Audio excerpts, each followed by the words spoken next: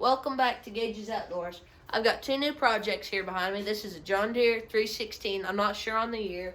And this is another John Deere 318. I already had a John Deere 318. This one's in a little rougher shape and it's a little bit older than mine. And I found these things on Facebook Marketplace. And I went to Oklahoma City a few days ago and picked them up. And I've been working on them and they're doing really good. This John Deere 316, I power washed it. It had a layer of grime built up on it. And I couldn't see this stuff when I bought it, but that's all right. It has an Onan engine in it, and it did not run when I got it. That's why it just came with this 318 that did run. The 316 needed a lot of love. We redid the fuel tank. We power washed out the fuel tank, and I put a battery in it, and I need to get a voltage regulator for it. It does not have a voltage regulator, but the engine does run good. You'll see that in a minute. And it seems to be a good engine. I checked the compression, and the compression's like 110 in each cylinder, so that's good. And it seems to be a nice little machine. This is the other John Deere 318. I already have a John Deere 318, but this one was a pretty good buy, and I decided to go ahead and get it. It actually does not have the original Onan P218G engine in it. It's a Lamar engine. I'll show you the serial tag over there in a second.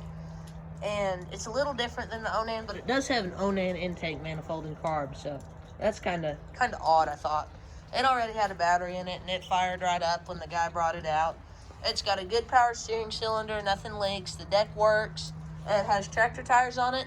And the interesting part about this deal was that it came with two turf tires for the back, so that's always good. I might keep these nicer ones when I sell it, I don't know, it just depends.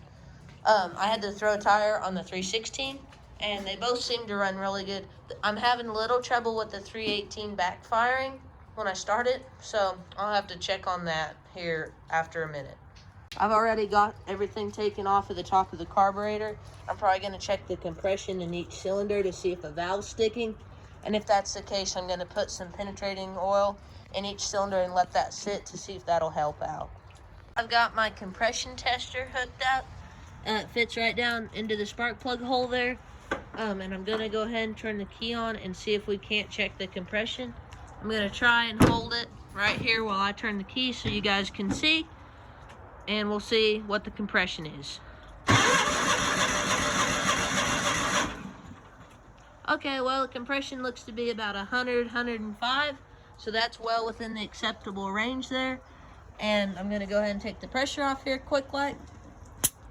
And let's go do the other cylinder. Okay, I got it hooked up here on the other side. We're gonna go ahead and check the compression for the right-hand cylinder. Let's see what it is. Okay, well, this compression is not as good. It looks to be about 95 to 98. So that's not as good. So I guess a valve could possibly be sticking in this side, so I'm going to spray some penetrating oil down there and let them sit, and after a bit we'll check the compression again and see if that helps us out any. Okay, I got the 318 back in the shop here, and the penetrating oil didn't really help a whole lot, but I adjusted the mixture and the throttle a little bit, and that helped her out pretty good. So as always, thank you guys for watching, and we're going to do some more projects here soon. And please subscribe, and I'll see you in the next one.